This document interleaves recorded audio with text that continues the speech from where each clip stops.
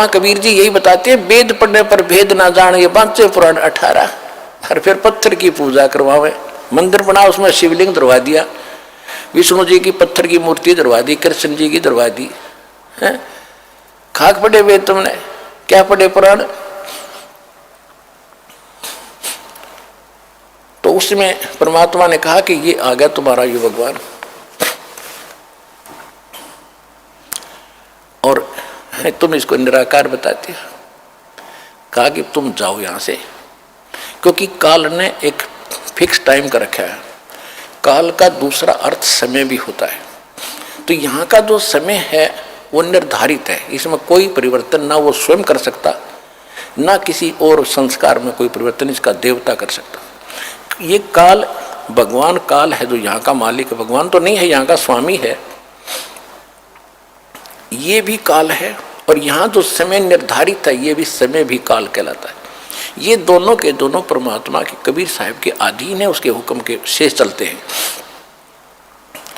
तो वो जो काल ने समय फिक्स कर रखा था कि इतने समय में ये तपस्या पर भुन कर सभी प्राणी अपना गंध इसमें छोड़कर अपने आप उड़ जाते हो, वहां से निकाल दिया, एकदम जंप आता है, जो भी खाली होता जाता है उसको ऐसे फेंक देते हैं।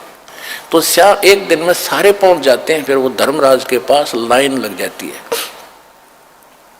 वहां जाकर फिर उनको संस्कार वश अलग अलग, जहां जिसका जैसा, कोई स्वर्ग में जाओ, चाहे गधा बनो, चाहे कुत्ता बनो, चाहे राजा बनो, जाओ।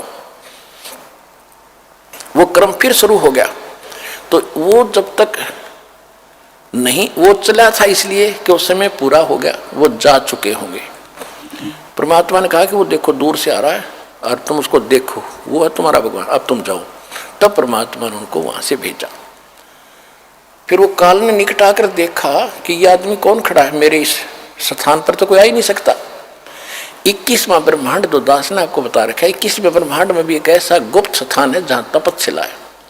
आप सृष्टि रचना के अंदर वो मैप देखोगे, चित्र देखोगे, उनमें समझ आएगी। जो हमें दास कई बार सत्संग में भी सुनाता है, पुस्तकों में बच्चों ने, भक्तों ने लिखा हुआ है उसको। तो वहां कोई नहीं जा सकता उसके अतिरिक्त। तो वहां उसने देखा दूसरा आदमी कौन आ गया। फिर ध्यान से देखे तो जोगजीत खड़ा है। उसको ये मालूम था कि जोगजीत भाई मेरा पिता का पूरा आज्ञाकारी है, पूरा कृपा पात्र है। पिता माने सतपुरुष कबीर साहब का। और ये वैसे नहीं आया होगा, या तो कोई संदेशा लेकर आया है, मुझे कोई और सजा सुनाओगे, मेरे से कोई गलती तो रोज कर रही हो, या बकवाद देकर रखी इसने। फिर भी हिम्मत सी करके पूछा और कहा कि क्योंकि जब इसको ने सतलोक में गलती की थी ज्योत निरंजन ने, काल ने, तो जोगजीत रूप में आकर ही परमात्मा ने उसको 21 ब्रह्मांड समेत और दुर्गा समेत, और दुर्गा के अंदर सभी आत्मा परमात्मा ने फिक्स कर फीड कर दी थी, भर दी थी, जिन्होंने इसके साथ आने की स्वीकृति दी थी। तो इसने वहां दुर्गा के साथ बद व्यवहार करना चाहा, इसकी बेइज्जती करनी चाहिए थी, या उसके मुंह में समा गई पेट में मुख के माध्यम से। तब परमात्मा ने आके इस काल के पेट से निकाली, और दोनों ही दंडित अपराधी हो ही रहे थे, हम भी हुआ, दुर्गा भी, काल भी। तो काल जो अपराधी बन गया कि उसने वहां गलत कर दी। ऐसे पवित्र स्थान में एक देवी लड़की के साथ बद व्यवहार करे, फिर उसको वहां से 21 ब्रह्मांड समेत भेज दिया, निकल जाए से। उस समय इसने हाथ जोड़े जोगजीत रूप में कि माफ कर दे, मेरे से गलती होगी और मुझे यहीं रख लो, पिताजी से प्रार्थना कर दो। तो बोला भी प्रार्थना मैंने कर ली, आप जाइए यहाँ से। जबरदस्ती 21 ब्रह्मांड समेत इसको यहाँ 16 शंख कोस की दूरी पर भेज दिया। एक कोस में 3 किलोमीटर होते हैं लगभग। 48 शंख, नील पद्म शंख, इतने किलोमीटर दूर ये 21 ब्रह्मांड आगे। उसके बाद इसने अपनी मनमानी शुरू कर दी कि मेरा कौन के बिगाड़ेगा। तो जब वो जोगजीत रूप में परमात्मा इसके लोक में आ गए,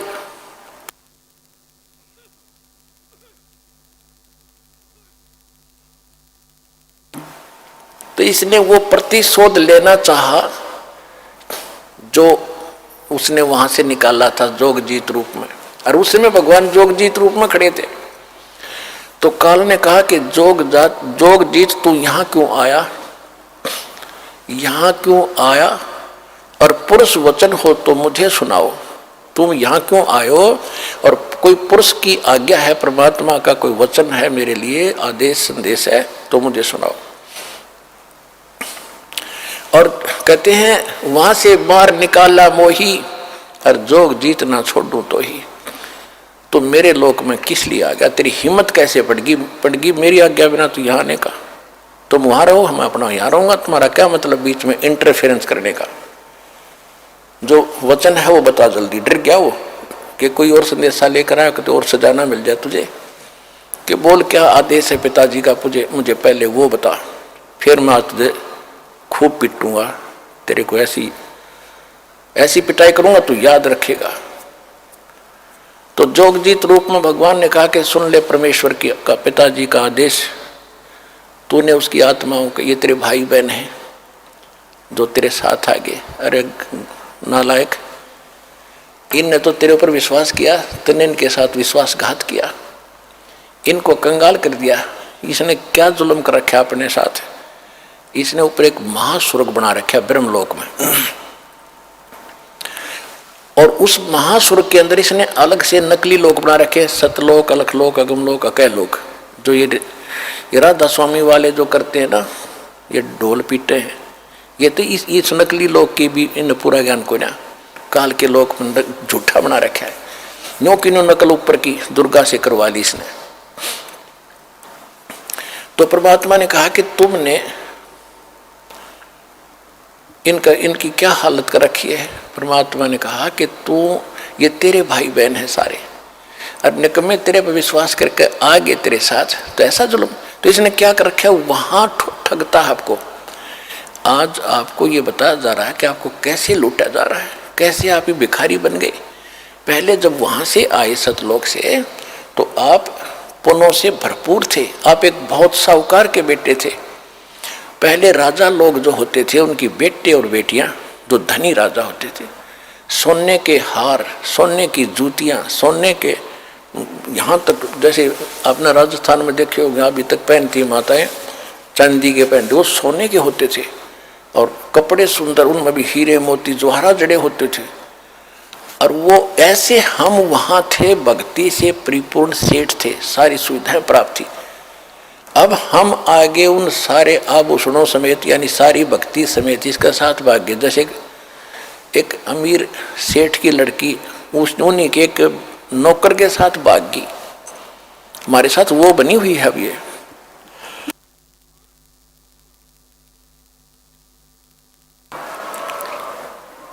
उस भागने से पहले उनके जो चल रहा था विचार विमर्श, उनका पता माँ बाप को लग गया। बेटी को समझाया, बेटा यो बालक, और ये तो एक नौकर है, और तू कहाँ की किसकी बेटी है, कुछ आँख खोली, अच्छी बात नहीं, तुझे बहुत दुख हो जाएगा। माँ ने भी समझाया, बेटी बड़ा कैर टूट जाएगा, हम तो शादी कर नहीं सकते, तो इसके साथ जाएगी तो बहुत दुख पाएगी। समझा दिया, हाँ माँ को नहीं जाऊंगी, ऊपर से तैसे करगी, और पीछे से सारा आभूषण लेकर भागी। अब वो तो शराबी को अभी बकवादी आदमी जाकर अपना ऋण लगे कि चाहे वो जो सारा वो लेगी थी धन, पहले तो वो खर्च करवाया, शराब पीवे, उन्हें पीटे छेते, वह जान जो गिरी ना वापस। फिर वो मजदूरी कर रही थी, 2 बच्चे उसके साथ थे सड़क के ऊपर। ये दास उसमें वहाँ जेई था, नौकरी कर रहा था। हमारा दूसरा विभाग था, सड़क पर और काम हो रहा था, वहां हम बैठे थे एक वृक्ष के नीचे। वो माई रो रही थी। मैंने पूछा, बहन क्यों रो रही है, क्या बात होगी। उसने फिर अपना सारा दुख बताया कि मैं एक बहुत बड़े सेठ की, साहूकार की बेटी थी, और जो मेरा पति है ये वहां नौकर था, और मेरे माँ ने बहुत समझाया मुझे, मेरा अकल नहीं आई, मैं इसके बाद तम आकर इसके सारा धन लेकर भाग गई। बहुत सा धन, पहले तो धन खर्च करवाया मेरे से, मारा पीटा, 2 बालक हो गए। अब भी शराब पीता है, मैं नौकरी या मजदूरी करती हूँ, जाते इनको छीन लेगा। टाइम पर टूक भी नहीं है, रो रही अपने कर्मों को। अब जब तो हमने थोड़ी सी सहमति हुई, भाई हम क्या कर सके, हम या रोजी रोटी वाले आदमी, हम तो आपको क्या दें बेटा, हम भी कुछ ज़्यादा ध्यान नहीं दिया। दुख जरूर होता है ऐसी सुनकर कथाएं। तो अब मालिक का ज्ञान होने के बाद अब पता चला हमारे साथ ऐसा बना, अब ये हमें लूट रहा है, सता रहा है, हमारी ब्रेन माटी कर रहा है, मजदूरी करो, लाओ कमा कर मैं खाऊंगा। कैसे? आप पहले जो धन लेकर आए थे अपने बाप से, वो तो इसने महास्वर्ग में आपको वहाँ रखा ठाठ से, और आपके उस पुण्य के ऊपर इसने कमीशन रखा है, होटल बना रखा है अपनी, वहाँ बनो खूब बढ़िया साजबाज, किसी में 25% कमीशन देता है, और पैसे जो वहाँ खाने पीने के ठाठ हैं, विमान हैं, वो आपकी पूंजी खर्च होती है। जब वो पूंजी समाप्त हो जाती, आपको पृथ्वी पर पटकता है कि फिर पुण्य कमाओ, फिर पुण्य कमाओ, फिर कहाँ स्वर्ग में आओ, वहाँ खत्म करो, फिर पाप भी साथ बनते हैं, यहाँ पर नरक में भी जाओ, जैसा करोगे वैसा ही फल मिलेगा, यहाँ कोई परिवर्तन नहीं है। अब परमात्मा ने आके बताया, होए होए, परमात्मा ने कहा, रे जालिम, ये जुल्म कर रखा तेने, हैंड टू माउथ कर दिए कि सेठ के बेटी बेटा बेटी थे, और तेने के जुल्म कर रखा है, इनसे मजदूरी कराता है, मौज तू मार रहा है, तेरे देवता मार रहे हैं, ब्रह्मा विष्णु महेश क्या है, ये भी आप कमाई कराते हैं तुमसे, इनके लोक में गए, स्वर्ग में तुम्हारी पूंजी पुण्य की खत्म हुई, इनका कमीशन फिक्स्ड है, पैसे तुम्हारे होंगे, सब होटल खोले बैठे यहाँ पर कई कंगाल देश में, लोक में, 21 ब्रह्मांड के अंदर, फिर वहां से खत्म होते, फिर जाओ नीचे, जबरदस्ती फेंक देंगे, एक दिन भी ना रखे विष्णु अपने घर में, अपने श्लोक में, तुम कितना प्यारा लगता हो तुम्हें, पुण्य खत्म हुए, पल भाग यहाँ से, कौन रोक का बीमारी ने, तो तुम कहाँ उठोगे, उस अपने पिता के घर पर जाके, वहां फिर कोई नहीं आपको भगाएगा, सीने से लगाएगा, सारे सुख देगा, उस सतलोक चलो।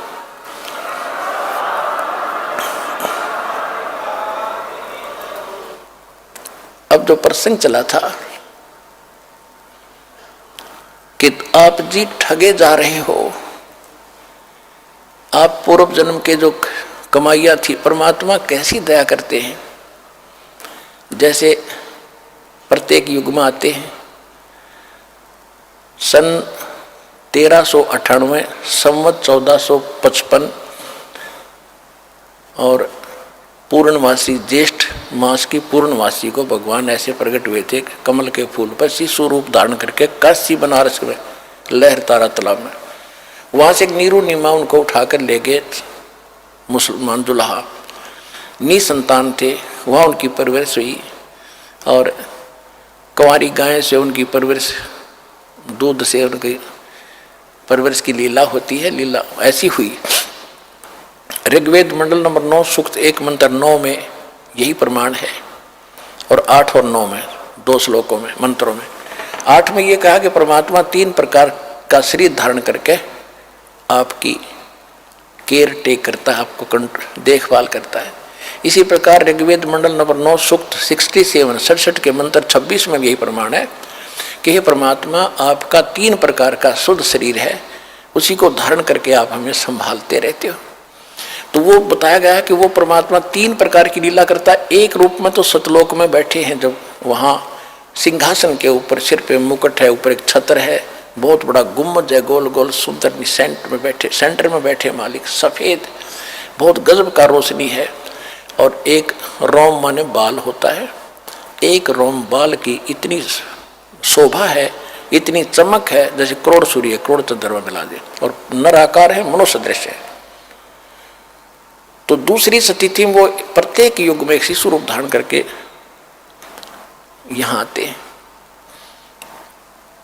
और सबको फिर धीरे धीरे वो प्रवेश करके बड़े होते हैं, फिर ज्ञान भी सुनाते हैं, अच्छे नागरिक की भूमिका करके भी सिखाते हैं, और ये भी रोल करते हैं कि इस गंदे लोक में घड़ा मत इकट्ठा करो, ये इकट्ठा करने के चक्कर में तुम जीवन नाश कर देते हो, आप विश्वास करो मेरे की तरह, जैसे मालिक ने करके दिखाया था, फिर मैं तुझे कितने सुख दूंगा। कबीर परमात्मा झोपड़ी में रहते थे, सुबह का आटा है तो शाम का शायद ना हो, और 18 लाख व्यक्तियों की चिट्ठी आ गई कि कबीर भंडारा करेगा झूठी, उन 18 लाख व्यक्तियों को 3 दिन तक भंडारा कराया मालिक ने, और लड्डू, जलेबी, कचौड़ी, पकौड़ी, दही, बड़े, दोहर, असरपी सोने की 10 ग्राम सोना प्रत्येक खाने के बाद, एक मोहर एक दोहर। परमात्मा कहते हैं कल्पे कारण कौन है, कर पूजा निकाम, निष्काम भाव से भक्ति कर, जैसे मैं बता रहा हूं, और मन इच्छा फल दूंगा जब पड़े मेरे ते काम। अब तुम विश्वास करो मेरे पर, और मैं कहूं ऐसे करो, कोई भी आपत्ति तुम पर आओगी तुम्हें ऐसे करके दिखा दूंगा, दुनिया देखेगी।